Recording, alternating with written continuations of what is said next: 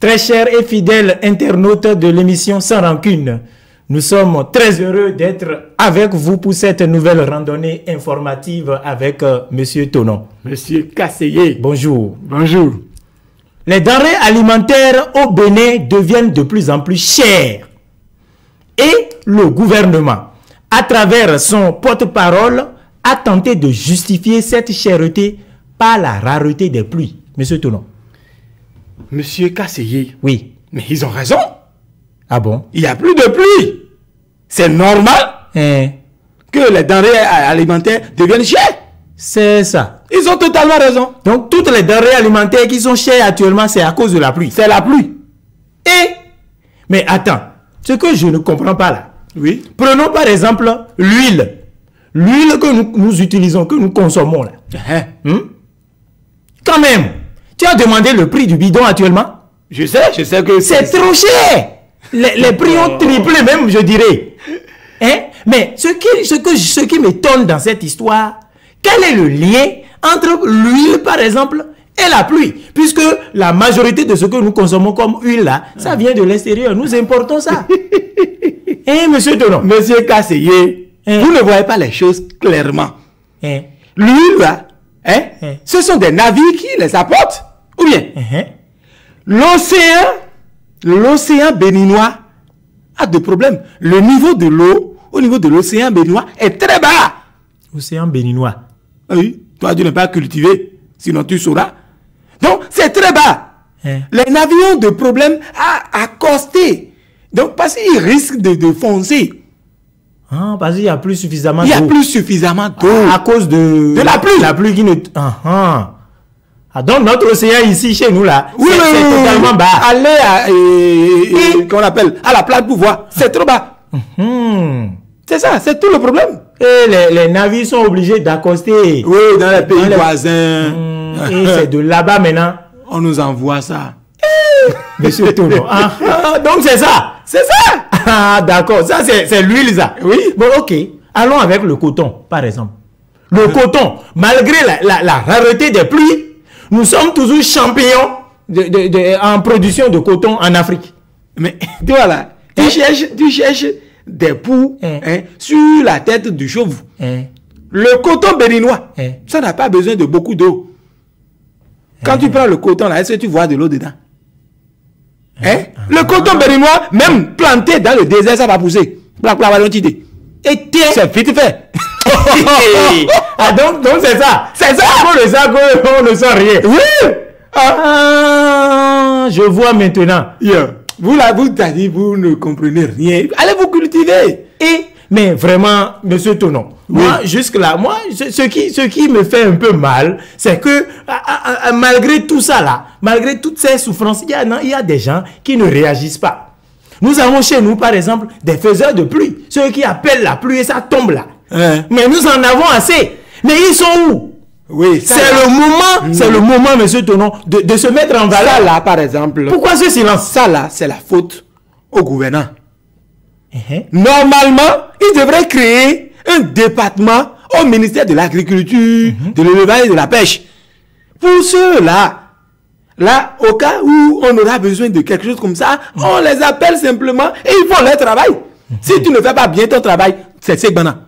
Si on faisait quelque chose comme ça maintenant, ça allait marcher. Mais les gouvernants sont là, bombent le torse, parce qu'ils ont la capacité d'acheter les choses. Et de l'autre côté aussi, ils sont là, ils bombent le torse, ils attendent qu'on les appelle. C'est ça. C'est comme ça, chacun est dans son coin. Non, mais c'est pas bon. C'est pas bon. Pourquoi? Si les gouvernants font comme ça, c'est pas à cause de ça que les faiseurs de pluie, par exemple, vont faire ça. Puisqu'ils sont avec nous, ils sont au niveau de la population. Et nous souffrons tous. Nous sommes en train de souffrir à cause de la faim. Nous ne trouvons plus à acheter, à manger. Mais eux aussi, ils ont les mêmes problèmes que nous. Pas du tout. Pas du tout. Les gens là, ils ont la possibilité d'appeler des pluies par zone. On appelle ça pluie zonale. Ils appellent les pluies sur leur champ. Et bon. Uniquement dans leur champ. Uniquement là. Il y a la pluie seulement. Donc ils n'ont pas le même problème que nous. C'est pourquoi on ne les voit pas encore. Tcho. Mais si c'est ça, monsieur Tonon, nous allons donc humblement demander au gouvernant de lancer officiellement un SOS. Exactement. Oui, un appel à l'aide à l'endroit de ces faiseurs de pluie là, pour qu'ils viennent nous sauver. Parce que là, où vont les choses là, nous risquons de mourir. On va mourir de faim. On va mourir de faim. C'est vrai. Hein? Là, Donc, tu as raison. Ils n'ont qu'à regarder. Ils n'ont qu'à quand même. Hein? Et c'est sans rancune, monsieur Tonon. Exactement. Monsieur Tonon? Oui. Attends, ça là, c'est important. Ah bon? Le président de la République française, monsieur Emmanuel Macron, oui. Il a été giflé par un homme hein, au cours de son déplacement dans la Drôme pour un bain de foule. Monsieur Gazé, ça là c'est gifle ça. Moi j'appelle ça c'est ce qu'on appelle courage indien. Ça c'est courage ça là. Hein? Si toi tu vois gifle, si tu vois gifle, c'est ça là, toi tu vas appeler gifle. Il a juste touché le monsieur pour voir la fraîcheur de sa peau, c'est tout. Ah mais pourquoi? Parce qu'il est jeune, c'est ça? Oui, il est jeune. Et tout le monde n'a pas la chance de le voir comme ça. C'est tout. Tu n'as pas regardé la vidéo, hein? Il a pris sa chose et puis il a fait 2 pas en arrière et puis il est revenu. Et tu dis qu'il n'a pas... Monsieur Kassé, oui. Tu veux gifle, approche, je vais te gifler et tu vas lui rendre compte. Et en tout cas, si c'était... Je vais te montrer ce qu'on appelle le gifle. Approche. Si c'était chez nous en Afrique, mais comment ça peut se passer? Jamais. Qui a ce courage-là? Tu reconnais maintenant qu'il faut du courage. En Afrique, c'est courage. Mais en tout cas, c'est sans rancune. Et c'est ça là déjà.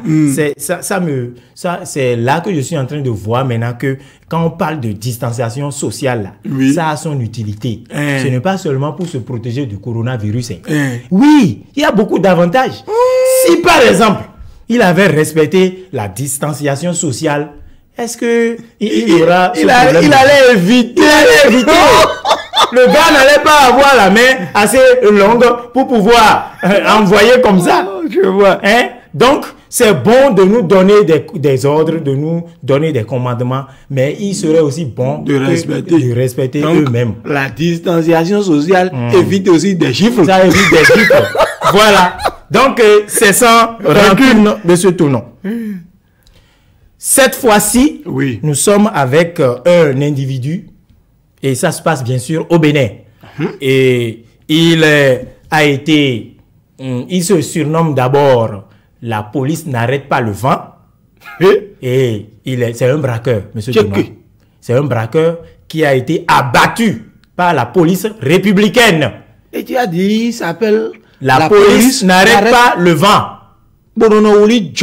Très bien. Mais on a retrouvé son corps plus tard rejeté par la mer. On va lui dire doucement. Hein? On va lui dire doucement.